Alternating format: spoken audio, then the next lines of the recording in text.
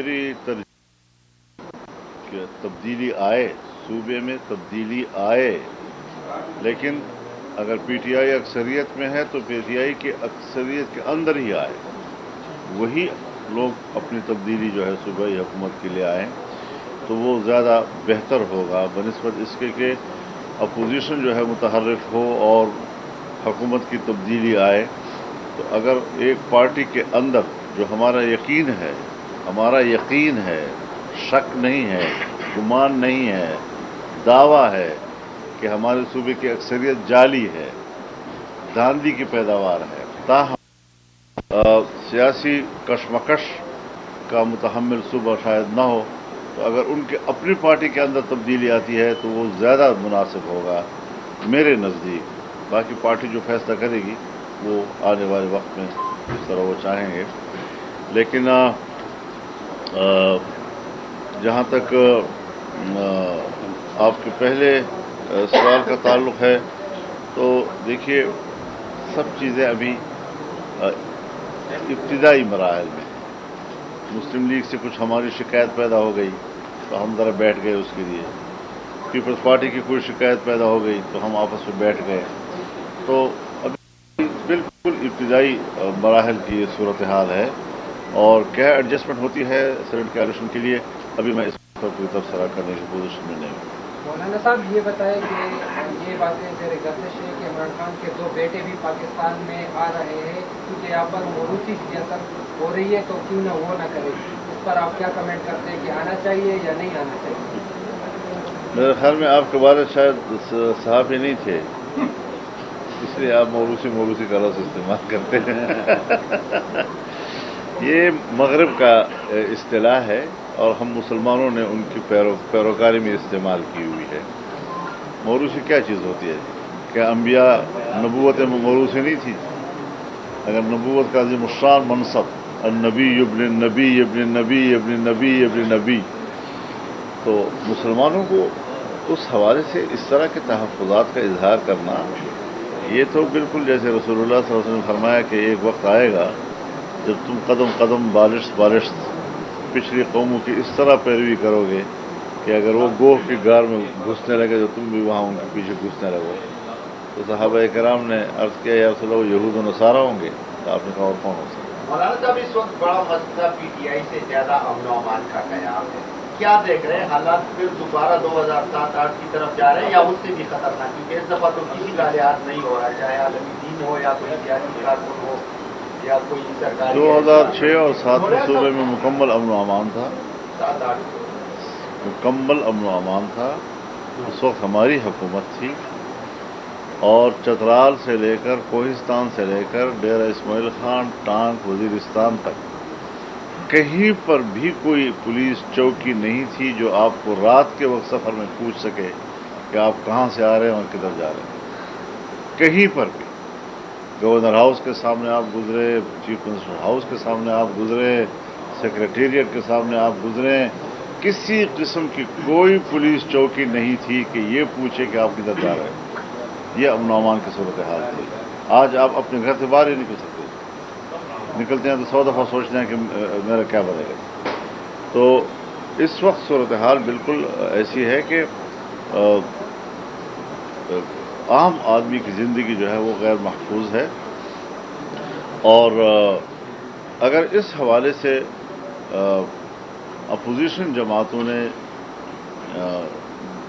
رابطہ کیا، بات چیت کی، تو ہم اس حوالے سے ضرور بات چیت بھی کریں گے۔ ہم یہ بھی چاہیں گے کہ صوبے میں اس حوالے سے ہم ایک آل پارٹیز کانفرنس بلائیں، تمام دوستوں کے مشورے کے ساتھ اس ساری صورتحال پہ غور کریں اور اس ساری صورتحال سے نمٹنے کے لیے حکمت عملی بنائیں۔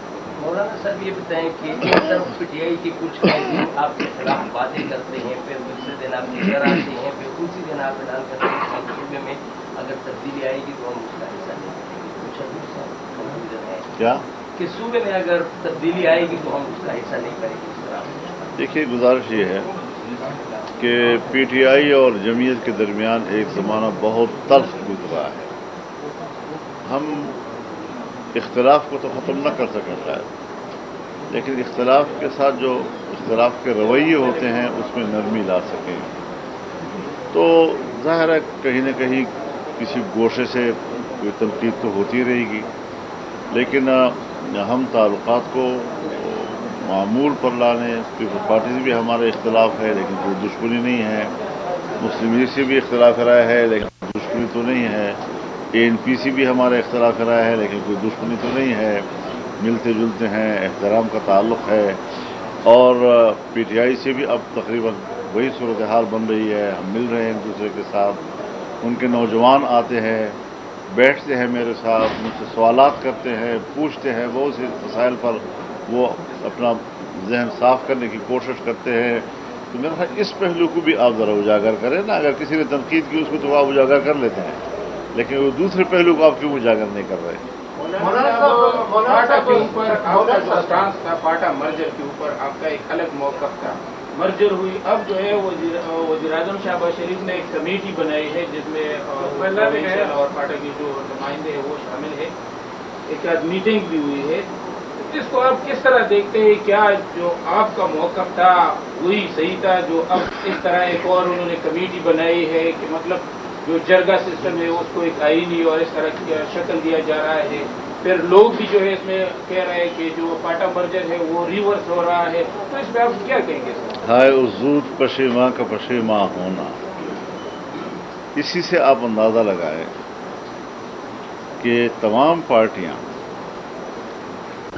وہ اس گنگا میں بہہ گئیں کہ در پاکستان کے مفاد میں ہے اور یہ ناگزیر ہے، اور ہم چیختے رہے کہ آپ بہت بڑی غلطی کر رہے ہیں. پورے آئین میں ایک آرٹیکل وہ فاٹا سے متعلق تھی، ان دو کو حذف کیا گیا اور پورا آئین کوئی 200 دفعات کے قریب ان پر لاد دیا گیا اور ڈبیٹ نہیں ہوئی. بغیر ڈبیٹ کے آئین میں اتنی بڑی ترمیم کی گئی. ایک ہمارا فاٹا علاقہ ہے اور یہ صرف پاکستان میں نہیں، انڈیا میں کشمیر کا یہی سٹیٹس تھا تقریباً جو ہمارے ہاں فاٹا کا تھا. پوری دنیا میں 80 سے زیادہ ممالک وہ ہوں گے کہ جن ملکوں کے اندر مختلف علاقوں کے سٹیٹس مختلف ہیں اور وہ گزارا کر رہے ہیں، اسی سٹیٹس کے تحت وہاں نظام چل رہے ہیں. ہم نے کس کے اشارے پہ کیا، کس کے دباؤ پہ کیا، اور ہماری سیاسی جماعتیں کس کے سامنے سرنڈر ہوئیں؟ مجھے شکایت ہے اپنے بھائیوں سے،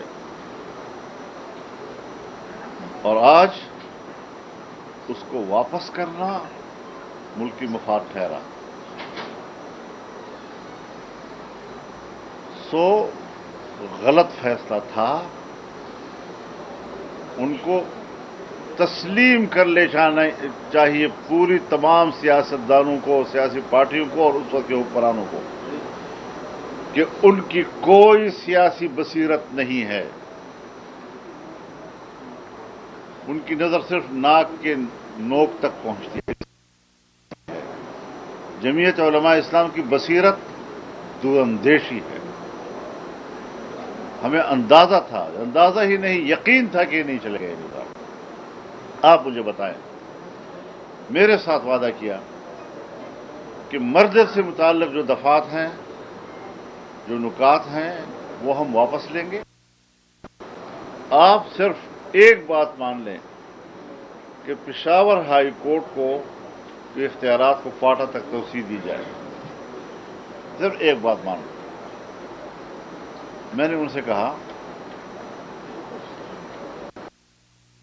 پھر پشاور ہائی کورٹ کی توسیع کا کیا مطلب؟ یہ تو مرجر ہے. آپ اسلام آباد ہائی کورٹ کی توسیع کیوں نہیں کر رہے فاٹا تک؟ وفاق کے زیر انتظام ہے اور وفاق کی عدالت جو ہے وہ بہت دور ہے.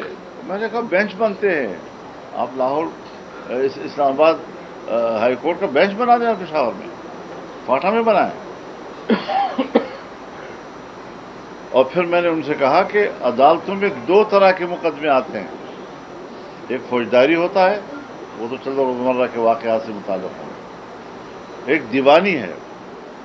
दीवानी मुकदमात के लिए लैंड रिकॉर्ड होना चाहिए। 125 साल से फाटा में कोई लैंड रिकॉर्ड नहीं है, कोई बंदोबस्ती निज़ाम नहीं है।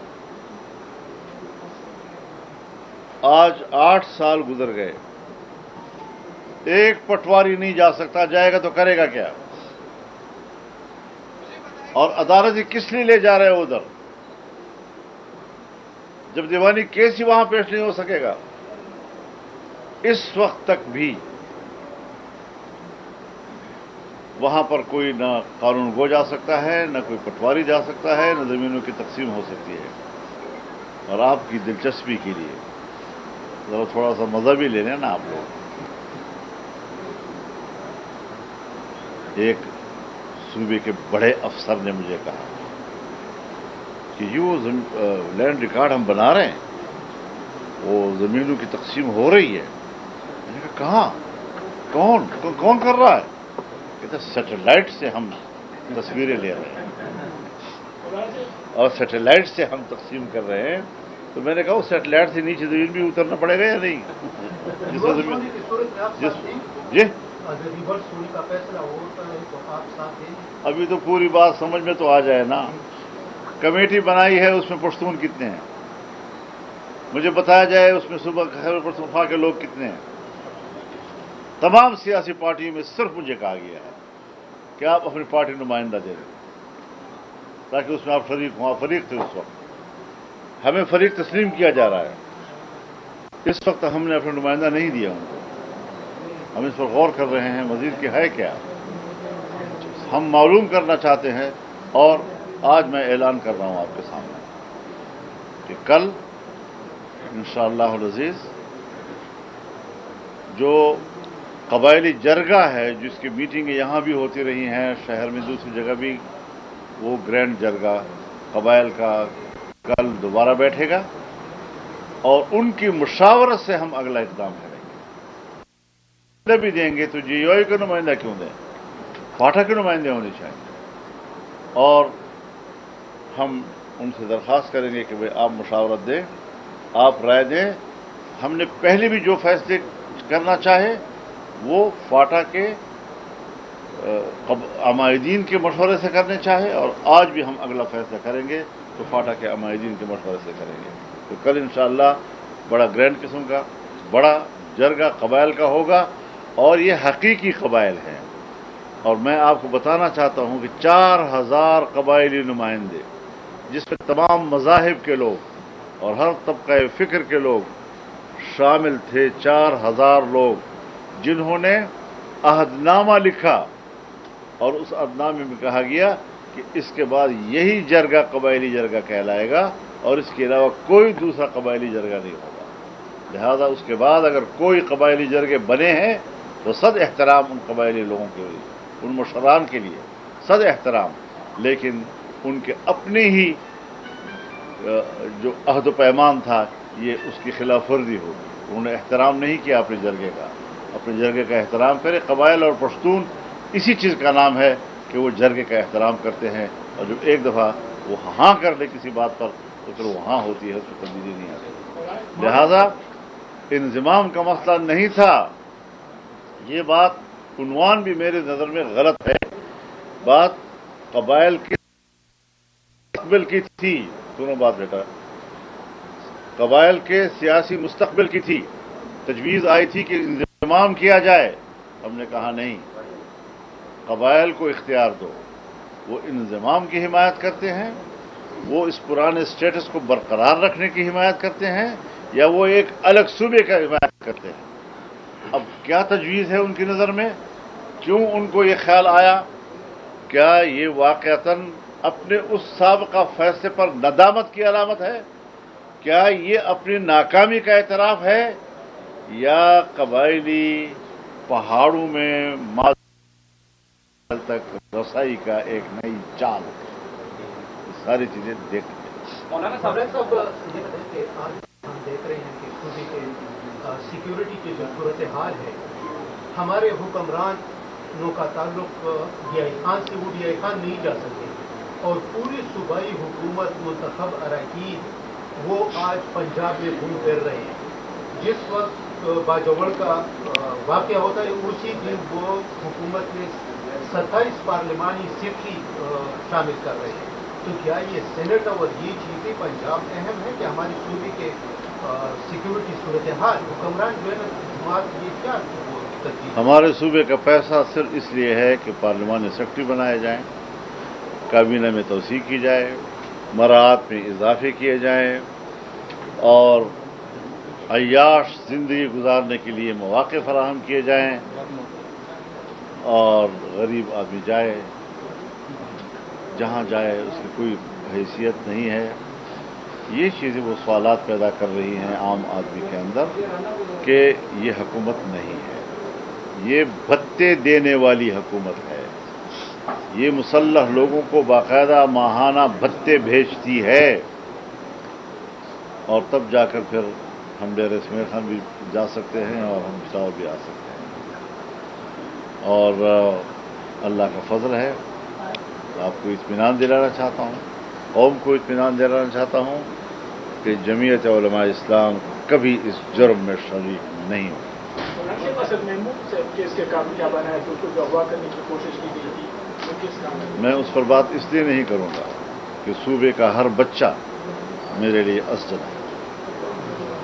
जो मेरे बच्चों के साथ पूरे मुल्क में हो रहा है, जो बाजवड़ में हुआ, जो महमद में हुआ, जो तिरा में हुआ, जो खुरम एजेंसी में हो रहा है, जो औरंगजेब में हो रहा है, वज़ीरिस्तान में हो रहा है, रोज़मर्रा की बुनियाद पर हो रहा है, टांक में हो रहा है, DI खान में हो रहा है, जो भी हमारे इस सूबे का या इस मुल्क का बच्चा जुल्म का शिकार होता है, या बलूचिस्तान में कोई बच्चा हमारा जुल्म का शिकार हो, ये हुकूमत के फैसलों से मुतमईन होता तो मैं शामिल न होता, PDM का सदर उधर है और हुकूमत उधर है।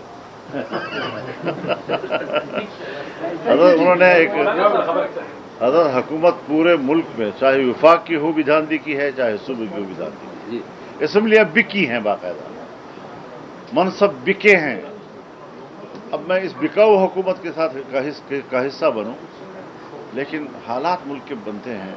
अगर मुल्क पर जंग मुसल्लत होती है, इंडिया हमला करता है, हजार मेरे शिकवे मौजूद हैं, लेकिन वतन की दिफा के लिए हमें फिर एक कौम बनना पड़ता है, एक सफ बनना पड़ता है। मौलाना साहब, कबीले अजला के हवाले से आपने तफसीली बात की है, लेकिन वहाँ के मदारी सूबाई हुकूमत कौन कर रही है,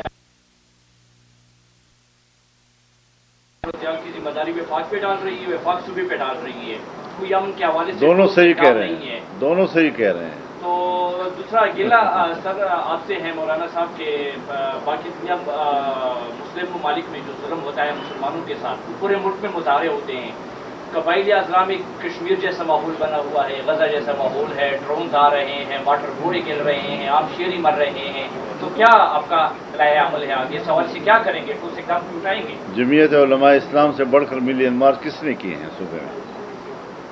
बलूचिस्तान और सिंध में जमीयत से बढ़कर मिलियन मार्च किसने किए हैं? चाहे बैनुल-अक़वामी मामलात हो, वो भी मुसलमान हैं, वो भी हमारे भाई हैं, उनका भी हमारे ऊपर हक है, और उनको पाकिस्तान से उम्मीद कि जहाँ से हमारे हक में आवाज़ बुलंद हो सके। तो हमने अगर फ़िलिस्तीन की बात की है तो वो भी बतौर मुसलमान के उसका हम पर हक था। अगर हमने अपने मुल्क में अपने गरीब की बात की है, अमन व अमान की बात की है, और जिसके लिए जिस तरह हम फिक्रमंद हैं, खुदा करे सब उस तरह फिक्रमंद हो जाए। तो हमने तो अपनी ज़िंदगी दांव पे लगाई हुई। और ये जो पेशावर में हमने मिलियन मार्च किया था, आपकी क्या अवामी पजीराई थी, वो आप सब जानते हैं। इसीलिए कि अवाम शिकस्त, अवाम के हौसले पस्त ना हो जाए, अवाम के हौसले बुलंद रहें, ऊंचा करने के लिए, उनमें जुर्रत और हिम्मत पैदा करने के लिए ये जलसे मुआविन और मुमित साबित होते हैं। अभी हमने चंद दिन पहले बटग्राम में किया, दूर दराज का इलाका है, पहाड़ी इलाका है, लोग जब से जलसों के लिए अपने घरों से उतरते हैं तो कितनी मशक्क़त के साथ जलसागाह में पहुंचते हैं, लेकिन पूरे मैदान में और सड़कों पर दिन करने की जगह नहीं। تو یہ قبولیت جو جمعیت علماء اسلام کو حاصل ہے، اس بنیاد پر ہم بھٹو بڑے جلسے کرتا ہے تو لوگ کہتے ہیں جی حکومت آنے والی ہے۔ اگر نواز شریف بڑے جلسے کرتا ہے اور لوگوں کی پذیرائی جلسوں میں ان کو حاصل ہوتی ہے تو علامات ہوتی ہیں کہ حکومت آ رہی ہے۔ اگر بے نظیر بھٹو ہے اور عوام کی پذیرائی جلسوں میں ملتی ہے تو آگے آنے والے حالات میں جمعیت علماء اسلام نے تمام کے ریکارڈ توڑ دیے، تمام کے ریکارڈ توڑ دیے ہیں اجتماعات کی صورت میں عوامی پذیرائی کے حوالے سے۔ کیوں راستہ روکا جا رہا ہے؟ کیا کوئی جمہوری تبدیلی کی بجائے کسی انقلابی تبدیلی کا انتظار کر رہے ہیں؟ کیا یہ عوام اسی طرح بیٹھے رہیں گے، خاموش بیٹھے رہیں گے، جلسہ کریں گے اور بس ختم ہو گئی بات؟ اگر عوام کی تائید ہمارے ساتھ ہے، کسی کے باپ کو بھی یہ حق حاصل نہیں ہے کہ وہ ہماری حکومت کا راستہ روک سکے، اور ہم لجاجت کے ساتھ بوٹوں کے حضور بیٹھ کر اقتدار نہیں مانگیں گے۔